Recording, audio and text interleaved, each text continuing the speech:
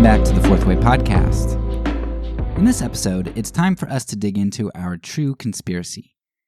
To this point in the season, I've made sure that I didn't use the word true lightly. I've only covered conspiracies which I felt were well documented and which had a consensus opinion of historians who are knowledgeable about the topic.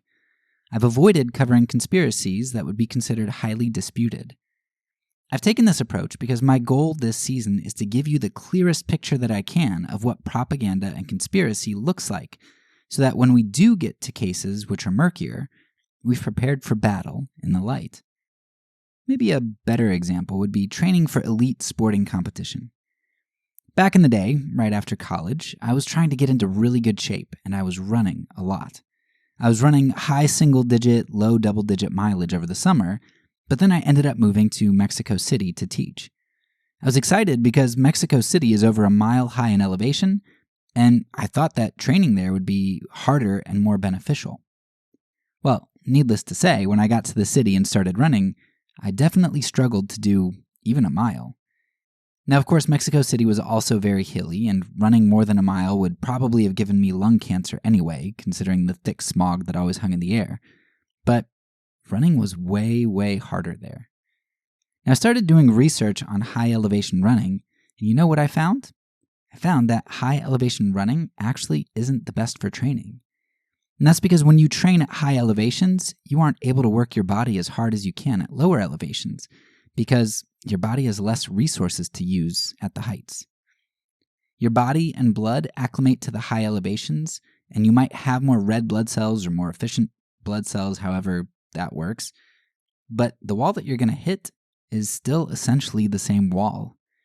You've increased the fuel efficiency of your vehicle, but you've decreased the size of the gas tank, or you've increased the load that you have to carry, meaning you're not going to get any farther in your training than you would have at a lower elevation.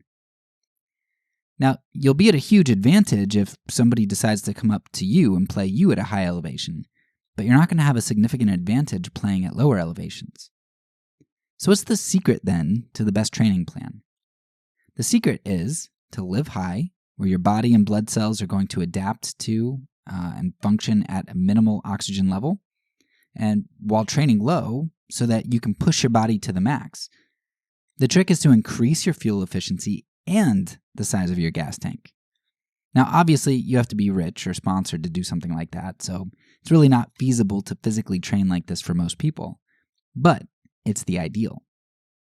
Now, fortunately for us here in this podcast, this infeasibility is really just an analogy for something that is actually feasible for us. Because what I've been trying to do this season is to train low, to train where we can push our minds to the max in an oxygen-rich environment. We're training where the air is thick with the fuel that we need, where we can breathe in the abundant oxygen. We've been training in clarity, where we can assess obvious truths and falsehoods and find similarities, patterns, clues, and keys. And because you live in the paper-thin atmosphere of the real world, where truth is often fleeting and difficult to discern, you can take your amped-up training from the depths of substance and bring that muscle mass and power that you've gained back up with you to the deoxygenated heights where you live. We all live in the oxygen-thin heights, so we must train in the oxygen-rich depths. Now, keeping our training plan in mind, I want you to know that I initially struggled with making today's selection. As today's story became more and more the story that I wanted to select, I sort of felt like I wasn't training low. I felt like the truth of this story was murkier than it should be for training purposes and clarity. Yet as I studied the story more and more, the shackles of this seeming murkiness flew off, the scales from my eyes fell, and I realized that the seeming lack of clarity would actually end up helping me to uncover media propaganda better than some other story which seemed much clearer. With our training plan in mind once again, let's start with some stretching and a brief jog. To warm up, I want to gently prep your muscles for the hard work that they're about to do. In this episode, we want to explore the story of Gary Webb.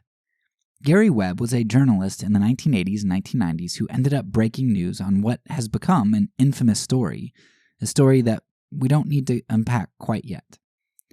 What we do need to know right now, though, is that the story which Webb broke is usually a different story than the one that others represent on his behalf. See, conspiracy theorists love to take the seed of Webb's content and grow the story to extremes, implicating large-scale government and media conspiracies, something that Webb never really concluded. At the same time, establishment media takes the same approach, focusing on the conspiratorial voices as Webb's own voice. It ends up then that Webb is misrepresented by those on both sides who claim to seek truth, by the conspiracy theorists who think that they can see truths which should be obvious to everyone else, and by the journalists who say that they can see the lies that everyone should be able to see. Conspiracy theorists and mainstream journalists are purveyors of the obvious, at least they think they are. But as it is with most truths, we can often take the two competing groups on the fringes and average their so-called obvious truths together, and often come up with a much more truer truth. As just a quick analogy to perhaps give you a slightly clearer picture, or maybe it's a terrible analogy, I don't know, but we're going with it. Imagine the book or the movie, if you've seen the movie, entitled Holes. In that book, you have a bunch of juveniles sent to a labor camp whose job it is to dig holes for the warden. Now, the warden is seeking to find some long-lost treasure that she knows is hidden in the desert. Well, conspiracy theorists are a lot like the hole diggers. They dig and dig and dig, hole after hole after hole. And while in the book, each hole winds up being devoid of any treasure, because they're looking for a needle in a haystack, conspiracy theorists think that they find a treasure in just about every hole that they dig. There's a conspiracy everywhere. They're so used to finding pyrite, fool's gold, that when they actually find a true gold nugget, neither they nor anyone who is tired of their ceaseless boy who cried wolf claims can see the true value in the treasure that they've found. At the same time, you have the news media, which likes to come behind the hole diggers and fill in the conspiracy theorists' useless holes. While many times the news media fills in legitimately useless holes, there are plenty of times when, because the media is so used to filling in worthless holes, they, out of habit, fill in a hole that has real treasure at the bottom. So that's sort of our task with the story of Gary Webb today. There's a treasure at the bottom of one of these holes, and I think there's one at the bottom of the Gary Webb hole. The conspiracy theorists are too sensitized to understand this truth because every nugget, real or fake, piques their excitement, and they think it's all real. Likewise, the news media is so mithridatized to the dissonance of inconvenient truths, they've become immune to the effects that truth, even and especially inconvenient ones, should have upon our souls. So, with our warm-up completed, let's go ahead and play the game. One day, Gary Webb received a phone call which would change the course of his work and his life.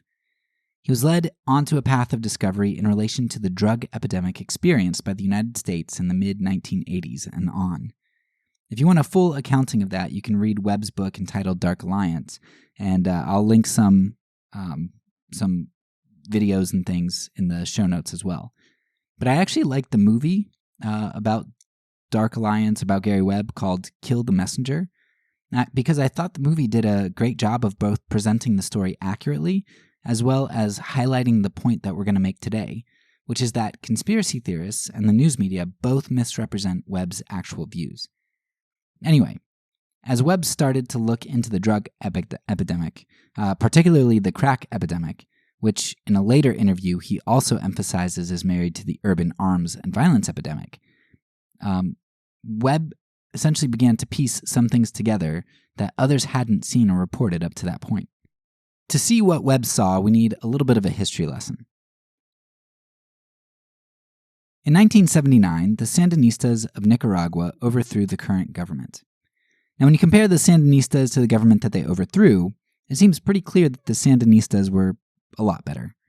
The government overthrown had embezzled money intended to go to humanitarian needs. It was oligarchical, but sort of. They repressed freedom of speech, they tortured and killed dissenters, and everything else you can imagine that's true of a repressive regime.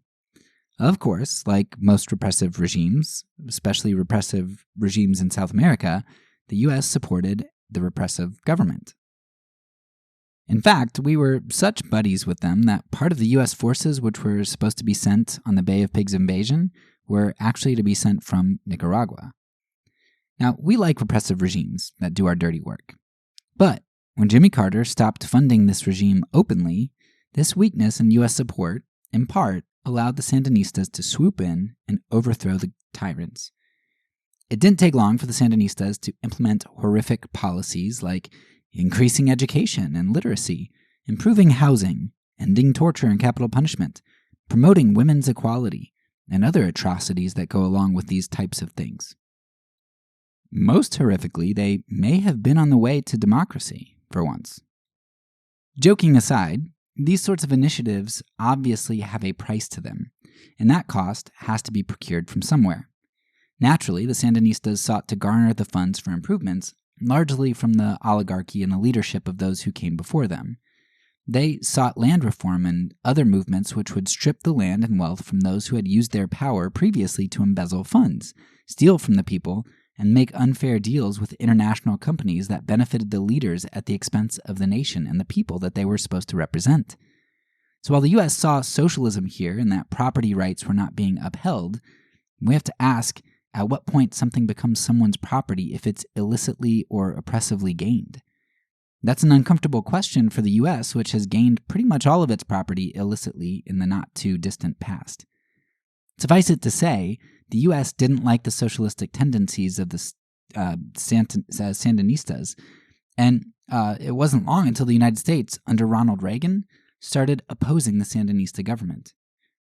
Reagan began actions which would later become known as the Iran-Contra affair, in which he sold weapons to Iran, which at the time was under an arms embargo, and then funneled money from the sale of that to Contra rebels, or, I guess, freedom fighters from the Reagan perspective, because they opposed the Sandinistas.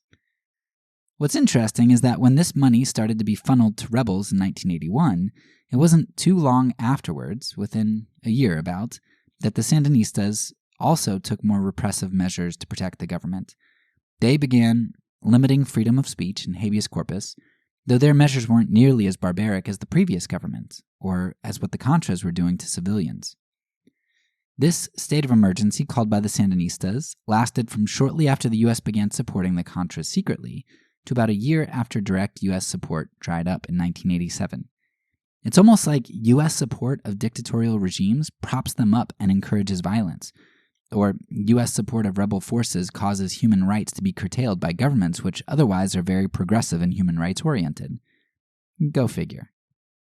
Anyway, that history on Nicaragua is really important because it was only a few years after the Sandinistas took control of power that cocaine started to become popular in the U.S., 1981 to 1982-ish. This was the ground level of the cocaine epidemic, as U.S. consumers were being introduced to larger and larger quantities and larger availability of this drug. By 1983 and 1984, cocaine had gotten into the hands of Rick Ross, known as Freeway Rick, who pushed cocaine in extremely large quantities, particularly to the black community that he was in. Simultaneously, someone figured out how to cook a new concoction of cocaine known as crack, which was extremely addictive, much cheaper, and smokable. This access, price, and the addictive nature of the substance meant that crack became very popular, particularly in the black community where Freeway Rick had already established a thriving market and a sophisticated infrastructure. By 1989, through market forces and social connections, crack had spread beyond Rick Ross's California to black communities across the country.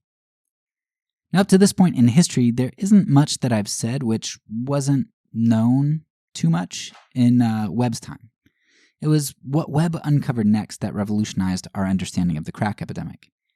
As Webb pursued the lead he received from a phone call, and as he began to put names, countries of origin, and connections to various cases and drug runners, Webb began to uncover something alarming. He discovered that a number of drug runners were on the governmental payroll, and that a number of big drug runners had actually been overlooked by the government, or worse, the government had knowingly looked the other way to allow them to do their thing. Now, why would the government allow some of the biggest names in the drug cartel to continue running their business? Of seeming coincidence was the fact that many of the drug runners that seemed to get a pass had connections to the Contras in Nicaragua. To help you draw a pretty obvious, though not necessarily flawless conclusion, the U.S. didn't want socialism to spread in South America.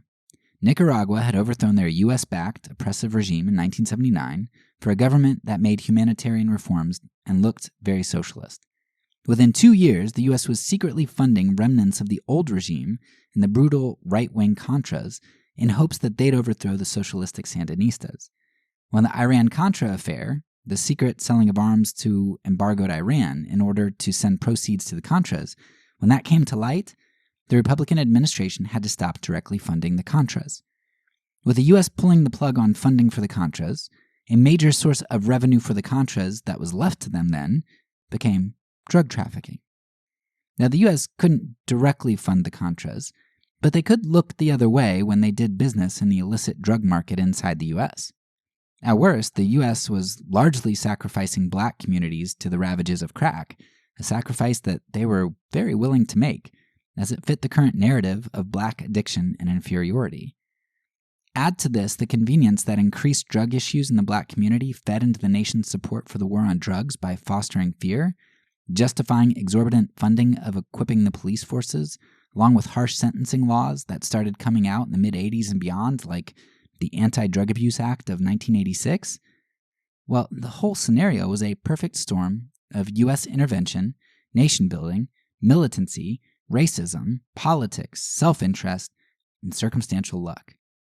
And that, if you read Dark Alliance, or if you listen to the fantastic interview that Webb gave in the video linked in the show notes, that is Gary Webb's point in all this. Webb is the first to admit that there was no huge, contrived conspiracy to sabotage the black community. The CIA didn't purposefully create crack and introduce drugs into black neighborhoods to destroy them. It was pure chance that Rick Ross was the entrepreneur that he was and got connected with the Nicaraguan drug dealers. The CIA didn't hatch this nefarious plan in order to prop up the war on drugs, though the administration's desire for self-justification and the agency's self-interest certainly biased them to seeing convenient truths and being blind to inconvenient ones. The government didn't seek to destroy the black community through drugs, but their racism and bias didn't allow them to see victims or really care all that empathetically to their plight. The destruction of the urban black community wasn't a crisis which called for sympathetic action, unlike the current opioid crisis in the white community. The government didn't seek to import drugs in order to fund the Contras, but looking the other way was easy to do, especially if one could justify that by making someone an informant or arguing that there were other fish to pursue. It was easy to let the big dealers go and to make their money for the Contras when one could pass legislation to fry small fish. Capturing 1,000 small fish might have felt like more progress than catching just 1 or 2 big fish anyway. As Gary Webb acknowledges, this isn't some huge, contrived conspiracy. Rather, it's a perfect storm of circumstance, racism, politics, and human nature. In fact, that's what most true conspiracies end up being to a large extent. But we'll talk about that more at the end of the season when we draw some of those conclusions. The point is, and I've said it a couple times already, but it bears repeating, the point is that Webb does not at all claim that the CIA introduced drugs into urban neighborhoods in order to fund the Contras or to sabotage the black community. Rather, the CIA, the government, they looked the other way a whole lot, which in turn helped the political cause of the administration, funding the Contras, while simultaneously decimating the urban black community through the growth of the crack epidemic, and justifying the positions of government drug enforcement. Now that story is all well and good so far, and pretty easy to understand. But the question that we're seeking to answer in this episode is, how has the media been conspiratorial? And that brings us to the response to Gary Webb's reporting. While there was a lot of initial buzz around Webb's series of articles, it didn't take long for other media outlets to push back. Now, pushback is good in places like the news media and science. It's how ideas get tested. A good story with good sources or a good experiment under controlled conditions ought to have the proper property of replicability. If you can't follow the source and get the same answers, or if you follow the sources and find the quality is really low, then the story probably smells.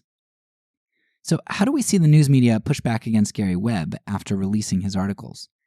They made a number of moves that weren't representative of quality journalism.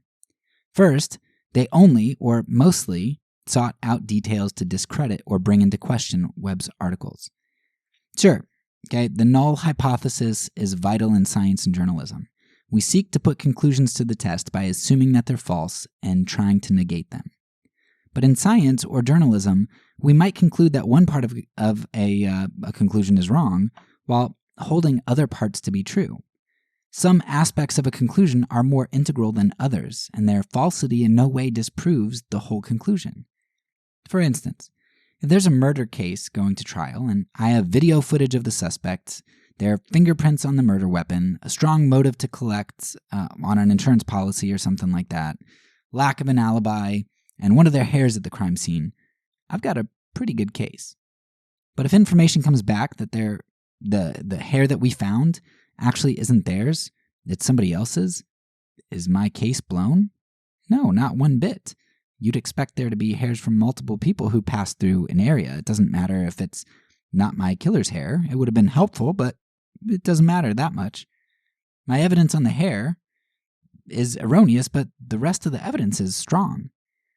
On the other hand, if we find out that an alibi surfaces and we have video evidence of the suspect at a different place at the time of the murder, with video evidence that is more clearly shows his or her face rather than just maybe a profile, then our case will likely be lost because the suspect almost certainly isn't the killer. Now, this seems to me to be what happened in the Webb case. The news media, for whatever reason, pressure from the government, embarrassment that the bigger outlets didn't come up with the case first, whatever conglomeration of motivations existed, the news media focused on a few inconvenient hairs at the crime scene while failing to disprove the core of the case in the motive, alibi, fingerprint, and video footage. By focusing on a few hairs and talking only about those hairs, the media diverted attention away from the strength of Webb's case. Second, part of what the news media used to attack Webb was circular reasoning or biased sourcing. To disprove Webb, rather than do all of the legwork of working through dangerous and difficult sources to get to the heart of the drug trafficking, journalists went to unnamed government officials a lot. Of course, this is shoddy journalism at best, if not outright sabotage. It is in the government's best interest to paint themselves in a favorable light and to deny everything that Webb said. While they should have had their chance to defend themselves, at the same time, they are not, by themselves, reliable sources. Hearing only or largely from the government sources produces a severely lopsided case. Considering that Webb did a lot of legwork from a variety of sources and documents, and that the congressional hearings ended up confirming some of his big points, it makes the media's reliance on government sources highly suspect. Here's a quote from Webb to sum up this particular issue. Quote, "The government side of the story is coming through the Los Angeles Times, the New York Times, the Washington Post. The CIA uses the giant corporate press rather than saying anything directly.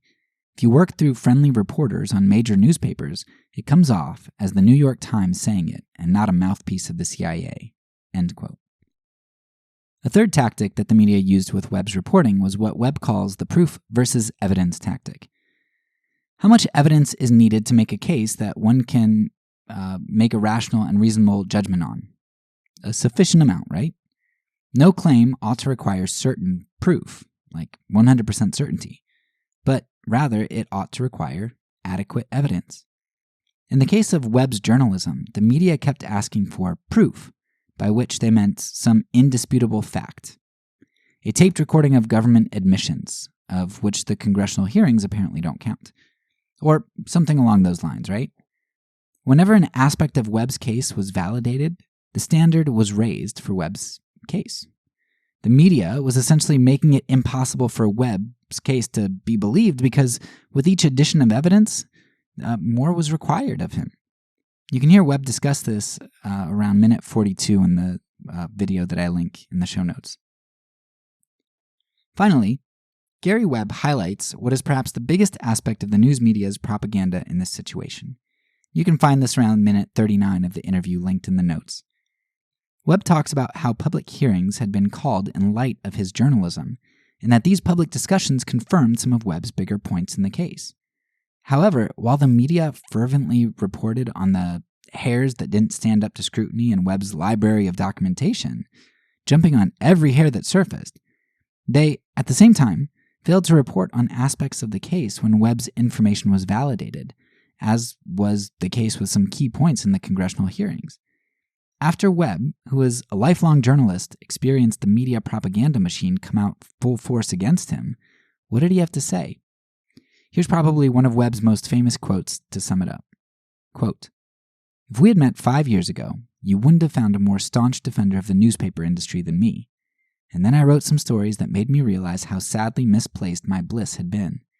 The reason I'd enjoyed such smooth sailing for so long hadn't been, as I'd assumed, because I was careful and diligent and good at my job. The truth was that, in all those years, I hadn't written anything important enough to suppress." End quote. Of course, a big question in all of this is, why did the media engage in a clear propaganda campaign against Gary Webb? I don't know, and I don't think that Webb had an easy answer either. But I think the truth is probably much less conspiratorial than it seems, because as I'm learning, that's how conspiracies often work. I'm learning that from getting familiar with a lot of conspiracies, but also from people like Gary Webb, who advocate against complex conspiracies, and Noam Chomsky, who argues that conspiracies are usually more reactive and they aren't often as planned. They're just natural reactions to circumstances that snowball. While it's not the scope of this episode to claim that I have an answer for media motive here in Webb's case, I do just want to offer up one series of possibilities. And again, this isn't meant to say this is what happened. It just shows you there are lots of simple explanations, a lot of motives that could be at play here. And one or all of these motives might truly be what created Gary Webb conspiracy here. So Gary Webb was from a no-name paper. He broke the story of the century, and journalists at the bigger papers were getting flack for not breaking that story despite their having better resources and better equipment, better connections. Furthermore, there may have been threats against those journalists if they sided with Webb, as many of their government sources might have threatened to dry up if they reported along the lines of Webb. And that wouldn't be unusual. Go check out the documentary linked in the show notes called War on Whistleblowers to hear journalists talk about some of the threats that they experienced in regard to reporting stories that made the government look bad. And when we get to the season on government, we'll do more than one true conspiracy, and you'll get to see some more, listen about some more whistleblowers, and it'll kind of color things in for you and give you a broader palette for understanding that this kind of thing is not abnormal. You could also read up on Michael Hastings or any other number of journalists who've even feared for their lives in reporting significant stories. Now, journalists, whose job it is to report the news through quality sources, have a vested interest in maintaining strong government sources, even if those sources have a particular agenda, because they can say, hey, well, I talked to somebody, a source from the CIA about this. That looks really good when you can do that. Gives you credibility. Forget that CIA source has a particular agenda. Never mind. So on top of this, the nation was coming off of a decade of the crack epidemic and a significant rise in violence through the early 90s. And they didn't know if that violence was going to continue to rise and peak again, or if it was on its way down for good. Nobody knew. There was a fear in the nation, and in a rare feat of partnership, there was solidarity between the two major parties on the solution: a war on drugs and getting tough on crime. That tough on crime especially was a bipartisan issue. Now, fear may sell and keep the money coming in, but people want to believe that the fears that they have are able to be resolved by some savior. If the government couldn't be trusted about one of the biggest fears of a lifetime, and if the policies implemented were unjust, not to mention the issue itself was brought about by the government actions, then that would be a catastrophic paradigm shift. You can't completely dishearten your readership, the middle and upper class. The middle and upper class, which we saw in McNamara's Morons episode in our series on race, they're the ones who have to be appeased. You can't make things hopeless for them. They have to think that the government's working. So to keep government sources happy, to keep the money coming in from readership, to avoid a paradigm shift, to assuage fears that the savior was, really the villain, we can't have that. All these reasons and more, the news media didn't want Gary Webb to be right. When you have a preconceived conclusion and or a desire for a particular outcome, it's easy to see what you want to see and to be blind to what you don't want to see. It doesn't have to be any big, huge conspiracy there. It's just human nature. The news media, for whatever reason or reasons, wanted to believe that Gary Webb was wrong. And they even created a committee to prove this. They wanted him to be wrong. And again, you can see that in an interview in one of the videos I linked below. So to what degree there were conspiracies and people conspiring strategies to discredit Webb, I don't know the extent of that. But there was certainly a collective motivation by big papers and the government to have Webb's story discredited. So they saw what they wanted to see, and they, through silence, helped the masses to see only that which they wanted the masses to see. The media's great power of selectivity. Unfortunately, Gary's story does not end there. Today, anti-government conspiracy theorists abound in part because only 8 years or so after he released the Dark Alliance series, Webb was killed by 2 gunshots to the head, which was ruled a suicide. Of course, it all sounds very suspect, 2 shots to the head, like how is that possible?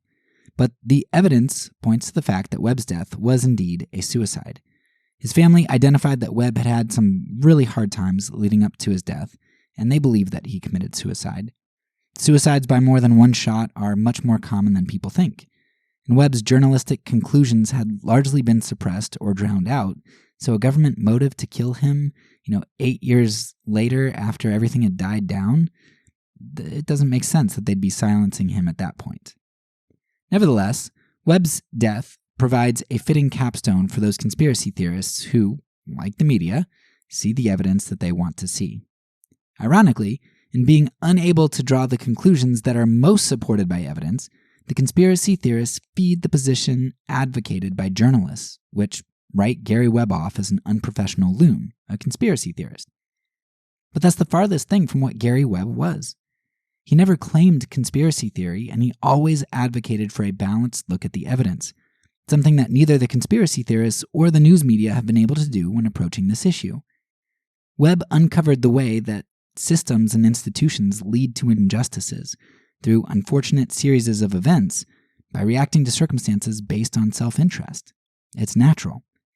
He shows us human nature leading to injustice and atrocity is, as Hannah Arendt famously put it, like the banality of evil.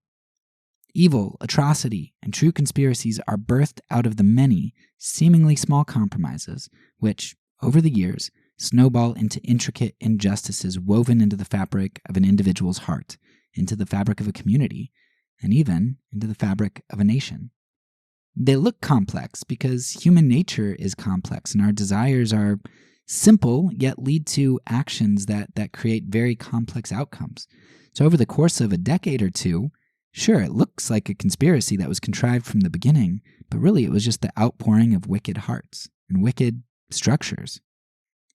Of course, it's not impossible for intricate conspiracies to exist, but they are more rare. Reality is usually much simpler.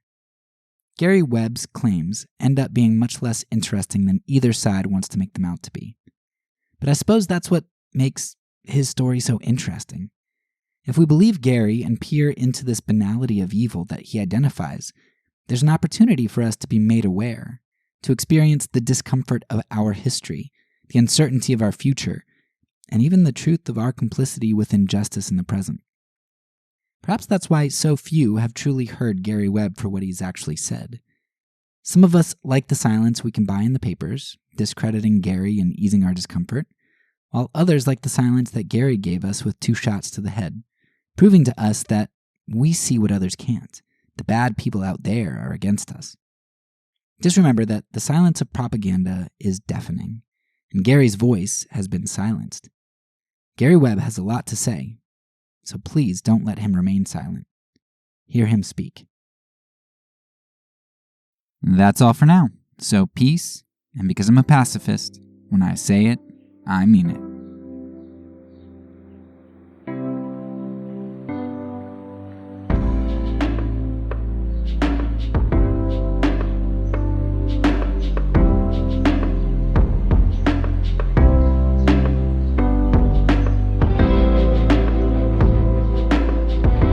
This podcast is a part of the Kingdom Outpost Network. Please check out the links below to find other great podcasts and content related to nonviolence and kingdom living.